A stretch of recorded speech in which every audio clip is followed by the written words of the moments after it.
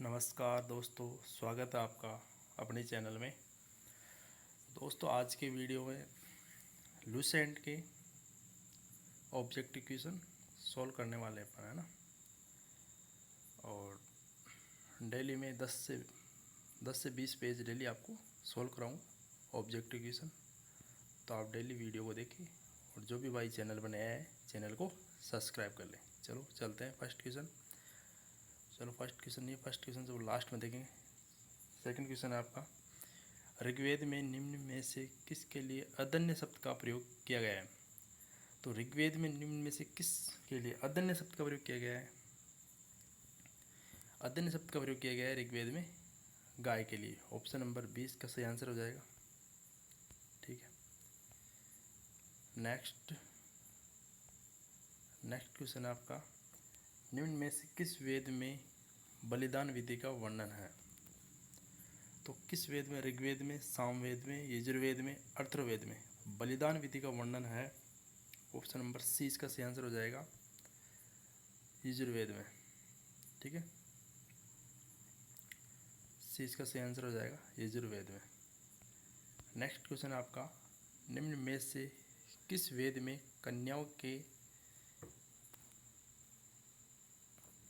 निम्नलिखित में से किस वेद में कन्याओं के जन्म की निंदा का वर्णन किया गया। तो किस वेद में किया गया है। तो ऑप्शन नंबर सी डी इसका राइट आंसर हो जाएगा, अथर्ववेद में। ठीक है, अथर्ववेद में कन्याओं के जन्म का निंदा की वर्णन किया गया है। अगला क्वेश्चन है, जैन साहित्य का प्रारंभिक इतिहास का स्रोत हमें प्राप्त होता है। तो जैन साहित्य का प्रारंभिक इतिहास का स्रोत हमें प्राप्त होता है, इसका सही आंसर हो जाएगा ऑप्शन नंबर ए, कल्पसूत्र।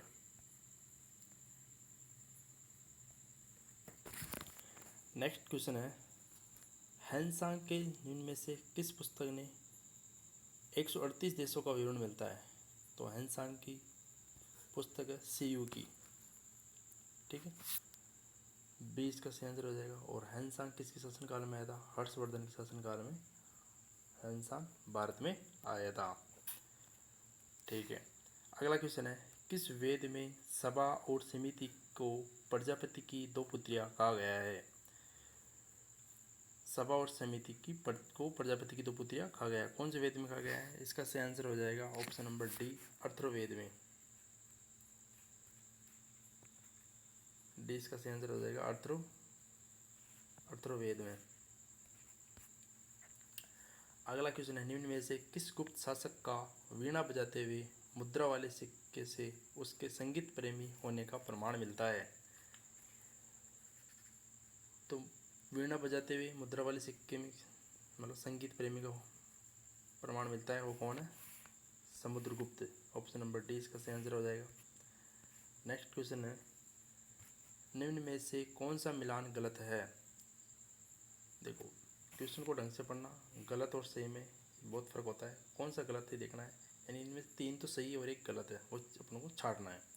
तो देखो, जूनागढ़ अभिलेख रुद्रदमन ये बिल्कुल सही है। और प्रयाग स्तंभ लेख समुद्रगुप्त ये भी सही है। और ग्वालियर अभिलेख प्रत्यानरेश बोझ ये भी सही है।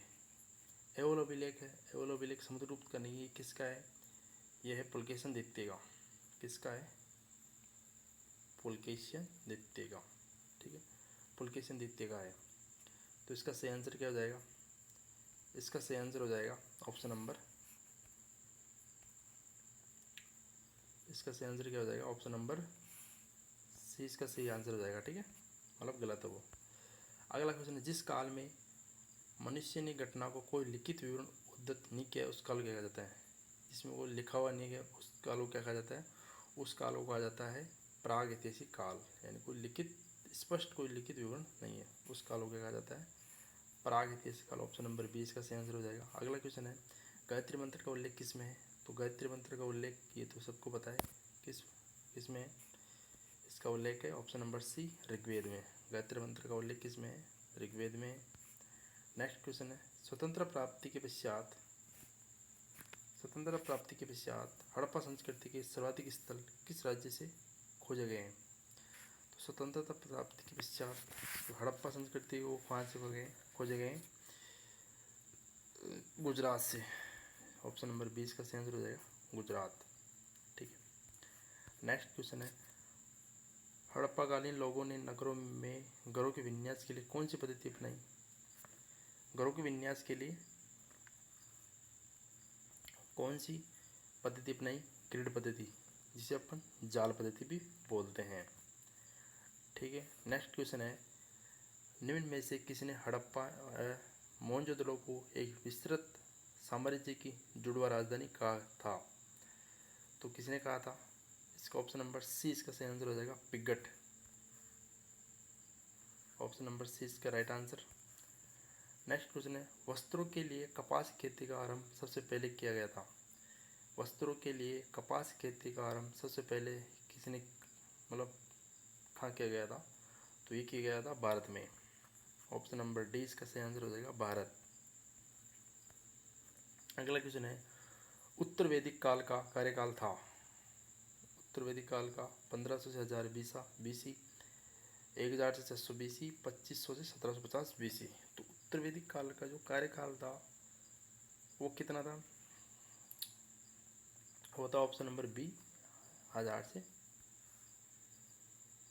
620 BC है ना, 1000 से 600 BC। और 1500 से 1000 ये था आपका ऋग्वेदिक काल। ये कौन सा था? ऋग्वेदिक काल था। और बता दूँ आपको, ये 2500 से 1750 ये था आपका सिंधु सभ्यता काल। ठीक है, मतलब तीनों क्वेश्चन एक ही क्वेश्चन में कवर हो गया आपके। अगला क्वेश्चन है, हाथी दांत का पैमाना हड़प्पा संदर्भ में मिला है? तो हाथी दांत का पैमाना कहाँ से मिला है? तो ये मिला है आपके ऑप्शन नंबर बी लोथल से। बी इसका सही आंसर हो जाएगा। नेक्स्ट क्वेश्चन 18 नंबर का क्वेश्चन है, निम्न में से किसे लघु हड़प्पा या लघु मोहनजोदड़ो भी कहा जाता है? लघु हड़प्पा या लघु मोहनजोदड़ो भी कहा जाता है, किसे कहा जाता है भाई? इसका सही आंसर हो जाएगा option number C Lothal. Lothal को लघु हड़प्पा या लघु मोहनजोदड़ो भी कहा जाता है। अगला क्वेश्चन है, वैदिक काल में जीवन भर अविवाहित रहने वाली महिलाओं को कहा जाता था? गार्गी, अमाजू, कोलक, इनमें से कोई नहीं। तो वैदिक काल में जीवन भर अविवाहित रहने वाली महिलाओं को क्या कहा जाता था? अमाजू। ऑप्शन नंबर 20 का सही आंसर हो जाएगा। नेक्स्ट क्वेश्चन है आपका, सिंधु सभ्यता के मापक किस गुणक किस अनुपात किस गुणक के बाहर के हैं? सिंधु सभ्यता जो माप तोल था वो किस अनुपात में था? तो वो था 16 के अनुपात में। ऑप्शन नंबर सी इसका सही आंसर हो जाएगा। अगला क्वेश्चन है, निम्न में से किस महाजनपद का क्षेत्र मुंगेर बिहार से था? यानी किस महाजनपद का क्षेत्र मुंगेर से था? तो कौन सा हो जाएगा इसका आंसर? राजगृह, वैशाली, चंपा, हाटक। तो इसका आंसर हो जाएगा आपका ऑप्शन नंबर सी चंपा। चंपा क्षेत्र मुंगेर क्षेत्र बिहार से था। अगला क्वेश्चन है, जैन धर्म के तीसरे तीर्थकर में से कौन से थे? अब देखो भाई, जैन धर्म के फर्स्ट तीर्थकर तो हैं आपके ऋषभदेव, सेकंड आपके आदित्यनाथ, ठीक है, और अपन को पूछा है कौन सा? थर्ड हो जाएगा संभवनाथ, ठीक है। और 23 हो जाएंगे इसके पार्श्वनाथ, और 24 कौन से? महावीर स्वामी, ठीक है। नेक्स्ट क्वेश्चन है आपका 23, हड़प्पा सभ्यता के अंतर्गत हल से जोते के खेत का साक्ष्य कहाँ से मिला है? यानी जोते हुए खेत के साक्ष्य कहाँ से मिला है? तो ये मिला है आपके राजस्थान के हनुमानगढ़ जिला कालीबंगा से। ऑप्शन नंबर सी इसका सही आंसर हो जाएगा। नेक्स्ट क्वेश्चन है, जैन धर्म के संदर्भ में निम्न से कौन सा कथन असत्य है? देखो क्वेश्चन को ढंग से पढ़ना। असत्य है, कौन सा कथन असत्य है? जैन धर्म में ईश्वर की मान्यता नहीं है। जैन धर्म में ईश्वर की मान्यता नहीं है, बिल्कुल है, नहीं है, बिल्कुल सही है। जैन धर्म में आत्मा की मान्यता नहीं है। आगे बढ़ते हैं। महावीर पुनर्जन्म में विश्वास करते थे। महावीर जो कि मैं जैन धर्म के थे, महावीर बिल्कुल पुनर्जन्म में विश्वास करते, ये भी सही है। जैन धर्म के आध्यात्मिक विचार सांख्य दर्शन से प्राप्त है, ये भी सही है। कौन सा गलत है इसमें? जैन धर्म आत्मा की मान्यता, जैन धर्म में आत्मा की मान्यता नहीं है, बिल्कुल, जबकि जैन धर्म में आत्मा की मान्यता है, तो ये क्वेश्चन गलत हो जाएगा ना। तो ये बिल्कुल ये 20 का सही आंसर हो जाएगा, ठीक है। अपन गलत छाड़ना तो ये भी गलत है, क्योंकि जैन धर्म में आत्मा की मान्यता है और यहाँ पे दे रखा नहीं है। ठीक है, नेक्स्ट क्वेश्चन है, निम्न में से कौन सी बौद्ध संगति में बौद्ध धर्म को दो भागों में हीनयान महायान में विभाजित हो गया? यानी किस बौद्ध संगति के बाद बौद्ध धर्म दो भागों में बढ़ गया, हीनयान और महायान? तो ये बढ़ गया था चतुर्थ बौद्ध संगति। और चतुर्थ बौद्ध संगति किसकी अध्यक्षता में हुई थी? ये हुई थी कनिष्क की अध्यक्षता में। ठीक है, कनिष्क की अध्यक्षता में हुई थी और ये हुई थी 72 ईस्वी में। और ये कहाँ पे हुई थी? ये हुई थी आपके कुंडीलाल ग्राम, कश्मीर में। ठीक है, नेक्स्ट क्वेश्चन है 26, निम्न से कौन सा मिलान गलत है? देखो गलत वाले क्वेश्चन बहुत आ रहे हैं। देखो द्वैत अद्वैत रामानुज, शुद्ध अद्वैत वल्लभाचार्य, विशिष्ट अद्वैत रामानुज और द्वैत अनंत तीर्थ। तो ये नीचे के तीनों ही सही है। शुद्ध देवता वल्लभाचार्य है, विशिष्ट अद्वैत रामानुज है और द्वैत अनंत तीर्थ है। लेकिन द्वैत अद्वैत रामानुज नहीं है। द्वैत अद्वैत कौन सा है? द्वैत अद्वैत है निम्बार्काचार्य। कौन सा है? निम्बार्क का है। ठीक है, निम्बार्क का है ना। तो ये क्वेश्चन ये गलत है ना, ऑप्शन नंबर ए। अगला क्वेश्चन आ रहा है, महात्मा बुद्ध की सेवा में बिंबिसार ने किस राजवेद को भेजा था?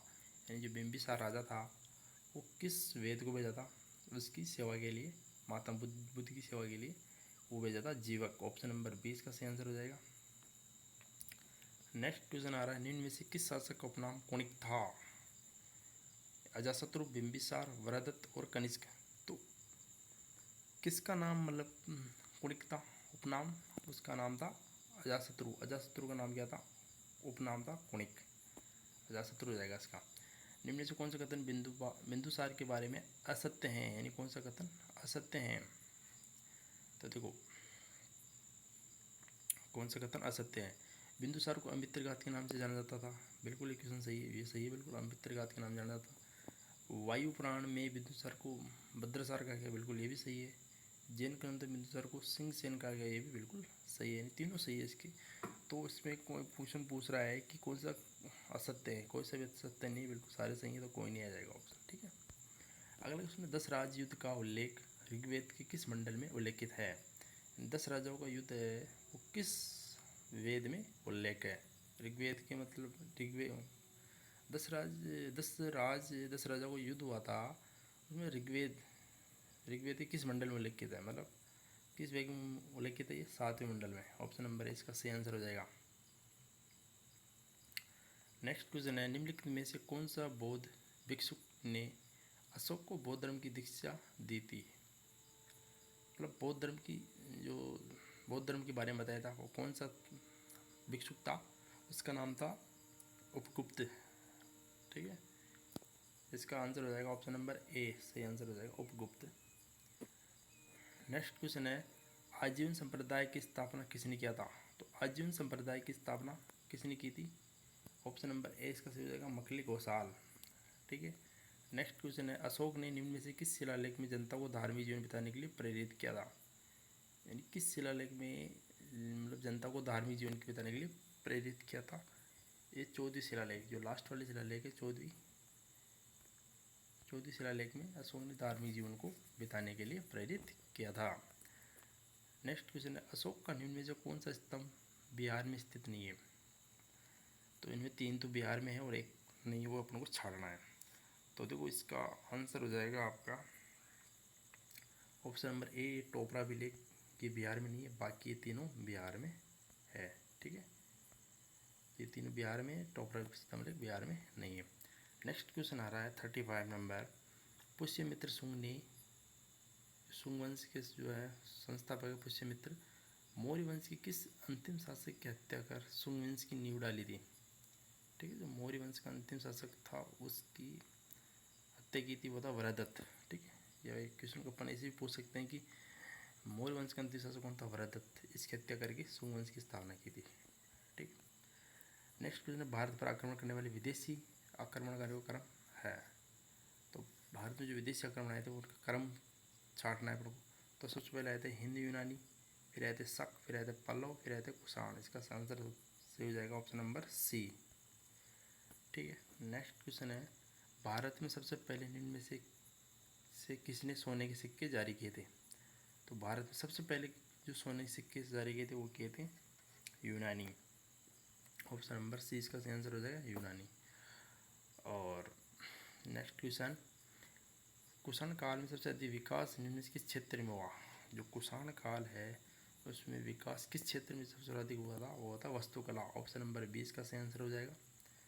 नेक्स्ट क्वेश्चन है, परम भागवत की उपाधि धारण करने वाला प्रथम गुप्त शासक कौन था? परम भागवत की उपाधि धारण करने वाला प्रथम गुप्त शासक कौन था भाई? ये था समुद्रगुप्त। ऑप्शन नंबर ए इसका सही आंसर हो जाएगा समुद्रगुप्त। अगला क्वेश्चन है, चीनी बौद्ध यात्री फाहियान किसके शासनकाल में भारत आया था? जो चीनी बौद्ध यात्री है फाहियान, ये किसके शासनकाल में भारत आया था भाई? चंद्रगुप्त द्वितीय। ऑप्शन नंबर 20 का सही आंसर हो जाएगा। अगला क्वेश्चन है, ये गुप्त काल का गुप्त काल का सर्वाधिक महत्वपूर्ण व्यापारिक केंद्र कौन सा था भाई इनमें से? तो इनमें से जो गुप्त काल का व्यापारिक केंद्र था महत्वपूर्ण वो था उज्जैन। ऑप्शन नंबर सी इसका सही आंसर हो जाएगा। नेक्स्ट क्वेश्चन है, अजंता की गुफाएं बौद्ध धर्म की किस शाखा से संबंधित है? तो अजंता की जो गुफाएं कहाँ पर है? महाराष्ट्र में है। अच्छा, तो बौद्ध धर्म की किस शाखा से संबंधित है? ये है आपके महायान। ऑप्शन नंबर 20 का सही आंसर हो जाएगा महायान। ठीक है। नेक्स्ट क्वेश्चन है, निम्न में से किसने सूर्य सिद्धांत नामक ग्रंथ लिखा और सूर्य ग्रहण तथा चंद्र ग्रहण के वास्तविक कारण को बताया? कौन बताया था भाई? आर्यभट्ट ने। ऑप्शन नंबर ए इसका सही आंसर हो जाएगा। ठीक है। अगला क्वेश्चन है, चोल वंश के संबंध में कौन सा कथन सत्य है? अच्छा, जो चोल वंश था इस वंश के संस्थापक विजयालय थे। बिल्कुल ये सही बात है, मतलब सत्य कथन छाटना है तो ये सही है। मतलब इस वंश के संस्थापक विजयालय थे चोल वंश के। राजराज प्रथम ने श्रीलंका पर आक्रमण किया था। जो राजराज फर्स्ट है वो श्रीलंका पर आक्रमण किया था। बिल्कुल ये भी सही है। चोल साम्राज्य का सर्वाधिक विस्तार प्रांत तक चोल ने किया था। ये गलत है, ये सही नहीं है। तो इसके दोनों सही ऊपर वाले, फर्स्ट और सेकंड। नेक्स्ट क्वेश्चन है, तराइन के किस युद्ध में पृथ्वीराज तृतीय की हार हुई थी? देखो, तराइन का जो युद्ध हुआ आपको पता है, तराइन का युद्ध होता है 1191 और 92 में। ठीक है, दो युद्ध थे, फर्स्ट और सेकेंड। दोनों युद्ध किन किन के मध्य हुए थे? पृथ्वीराज चौहान और मोहम्मद घोरी के मध्य हुए थे। तो फर्स्ट जो सेकंड युद्ध था उसमें पृथ्वीराज चौहान तृतीय की हार हो गई थी, तो हो जाएगा सेकेंड। ठीक है। अगला क्वेश्चन है, हर्ष के समय प्रयाग में प्रति 5 वर्ष एक समारोह आयोजित किया था जिसे कहा जाता था? तो हर्ष के समय प्रयाग में प्रति 5 वर्ष तक जो यज्ञ करवाते थे हर्षवर्धन जी, तो उसको क्या बोलते थे? उसको बोलते थे महामोक्ष परिषद। 20 का सही आंसर हो जाएगा। हर्ष और पुलकेशिन के द्वितीय के बीच किस नदी के ऊपर युद्ध हुआ था जिसमें हर्ष की पराजय हुई थी? पुलकेशिन सेकंड ने हर्ष को हराया था। कौन सी नदी के निकट हुआ था? नर्मदा नदी के निकट। ऑप्शन नंबर 20 का सही आंसर हो जाएगा। नेक्स्ट क्वेश्चन है, परमार वंश के संस्थापक कौन थे? तो देखो, परमार वंश के संस्थापक कौन थे? उपेंद्र राज। ऑप्शन नंबर सी इसका सही आंसर हो जाएगा उपेंद्र राज। अगला क्वेश्चन है, गोविंद चंद्र गढ़वाल की एक रानी कुमार देवी ने धर्मचक्र जिन विहार कहाँ बनवाया था? कुमार देवी ने धर्मचक्र जिन विहार कहाँ बनवाया था? ये बनाया था सारनाथ। ऑप्शन नंबर डी इसका सही आंसर हो जाएगा। नेक्स्ट क्वेश्चन है 50 नंबर का लास्ट, विक्रमशिला महावीर की स्थापना किस वंश के शासक द्वारा करवाई गई थी? तो विक्रमशिला महावीर की स्थापना किस वंश के शासक द्वारा कराई गई थी? पाल वंश के द्वारा। ऑप्शन नंबर डी हो जाएगा। और विक्रमशिला की स्थापना किसने करवाई थी? धर्मपाल ने करवाई थी, पता है, तो पाल वंश का आ जाएगा। और एक लास्ट क्वेश्चन हो गया था फर्स्ट, जो शुरू में नहीं हुआ था, ऋग्वेद के संदर्भ में इनमें से कौन सा कथन असत्य है? ठीक है, क्वेश्चन असत्य क्वेश्चन चार्ट आएगा, गलत कौन सा? इस वेद 10 मंडल है, बिल्कुल ये सही 10 मंडल है। इसमें 1128 सूक्त है, बिल्कुल ये भी सही है। इसमें 10,462 ऋचाएँ हैं, ये भी सही है। इस वेद की ऋचाओं को पढ़ने वाले को खिल कहा जाता है, ये गलत है भाई। खिल नहीं कहा जाता, उनको क्या कहा जाता है? होत्र कहा जाता है। क्या कहा जाता है? होत्र।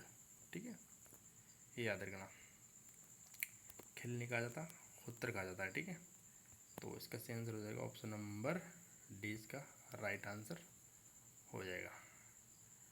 ठीक है दोस्तों। अच्छा तो दोस्तों बताओ भाई आपको कैसा लगे ये वीडियो, कमेंट करना और ज़्यादा से ज़्यादा लाइक करो, शेयर करो, चैनल को बढ़ाओ आप। और डेली में आपको वीडियो, डेली आपको यहाँ पे क्वेश्चन आपको मिलेंगे। ठीक है, तो आप इसको चैनल को सब्सक्राइब करके बेल आइकन प्रेस कर लो ताकि आपको नोटिफिकेशन मिलते रहे। ओके, थैंक यू, धन्यवाद।